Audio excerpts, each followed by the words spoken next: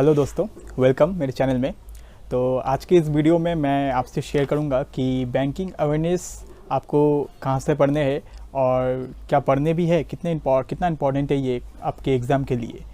तो सबसे पहले मैं इसका आंसर देता हूँ कि ये कितना इम्पोर्टेंट है, इससे कितना क्वेश्चंस आता है। तो आप अप्रोक्सीमेट ये मान लो कि 20% क्वेश्चन बैंकिंग अवेयरनेस से एग्ज़ाम में पूछा जा रहा है आजकल। पहले क्या होता था, पहले बहुत क्वेश्चंस आते थे यहाँ से और करंट अफेयर कम आता था, लेकिन आज ये 1-2 साल से क्या हो रहा है कि 20% आप मान लो बैंकिंग अवेयरनेस क्वेश्चन पूछा जाता है और बाकी 80% करंट अफेयर पूछा जाता है। तो करंट अफेयर पे आपको तो ज़्यादा फोकस देना ही होगा, लेकिन ये भी मत भूलना कि यहाँ से भी क्वेश्चन आते हैं बैंकिंग अवेयरनेस से।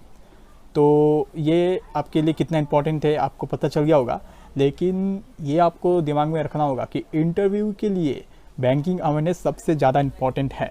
यहाँ से ही सबसे ज़्यादा सवाल बनते हैं इंटरव्यू के लिए। तो कितना इम्पोर्टेंट है अब आप समझ सकते हो। तो मैं आपको बैंकिंग अवेयरनेस प्रिपेयर करने के लिए बेस्ट सोर्स जो बताने वाला हूँ वो है अभिजीत मिश्रा सर। मैंने इन्हीं से बैंकिंग अवेयरनेस पढ़ा था, आपको साइड में स्क्रीन में दिख रहा होगा। तो अभिजीत मिश्रा सर बहुत अच्छे से समझाते हैं, उनका समझाने का टेक्निक बहुत अच्छा है। मैंने उनका ही क्लासेस पढ़ा था, तो यूट्यूब से फिर जहाँ से मिले मैंने पढ़ के सिलेबस कंप्लीट किया था। उनका पढ़ा समझाने का तरीका बहुत अच्छा है। आप कुछ क्लासेस देख के ही आप पता लगा सकते हो, ये यूट्यूब से देखना, फिर आप समझ जाओगे क्यों मैं उनको इतना अच्छा बोल। तो आप अभिजीत मिश्रा सर से कंप्लीट कर लेना ये सिलेबस। लेकिन मैंने जो था ना, मैंने सिलेबस कंप्लीट किया था, उसके बाद मैं मेंस का मॉक लगाना स्टार्ट किया था और मेरा प्रीली भी क्वालिफाई हुआ था। तो मैंने देखा कि ज़्यादा क्वेश्चंस नहीं आ रहे इससे, तो और करंट अफेयर का ज़्यादा क्वेश्चंस आ रहे थे। तो मैं करंट अफेयर पे ज़्यादा फोकस देना स्टार्ट किया और इतना करंट अफेयर पे फोकस किया कि बैंकिंग अवेयरनेस को रिवाइज देने का टाइम ही नहीं मिला। तो एक तरह से आप कह सकते हो कि मैंने बिना पढ़े एग्ज़ाम निकाला। लेकिन मैं मेरे कहने का मतलब ये है कि मैंने पढ़ा तो था एक बार, लेकिन रिवाइज नहीं दिया था।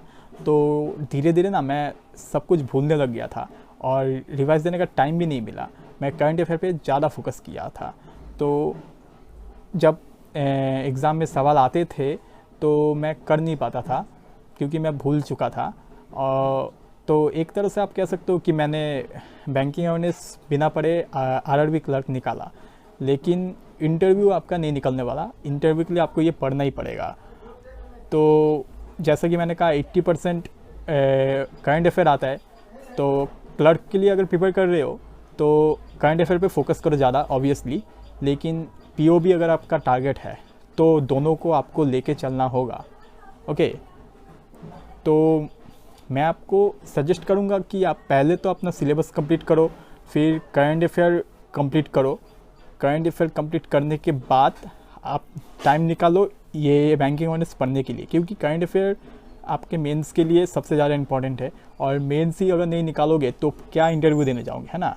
तो करंट अफेयर पे पहले फोकस करो, इसको कंप्लीट करो, उसके बाद टाइम निकालो बैंकिंग अवेयरनेस पढ़ने के लिए। अब मेरे बातों से ये मत समझना कि बैंकिंग अवेयरनेस एकदम ही नहीं पढ़ना है। मैं आपको डिस्करेज नहीं कर रहा, आपको इसका इम्पोर्टेंस बता रहा हूँ एग्ज़ाम वाइज। जैसे इंटरव्यू में इसका इम्पोर्टेंस बहुत है, लेकिन मेंस में इसका इम्पोर्टेंस आजकल कुछ कम आ रहा है।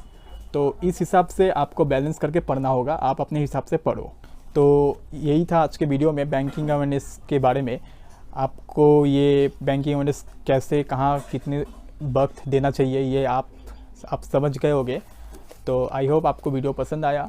अगर कुछ भी आपको डाउट है बैंकिंग अवेयरनेस रिलेटेड कुछ भी, तो आप कमेंट में पूछ सकते हो, मैं आंसर दे दूँगा। तो थैंक यू।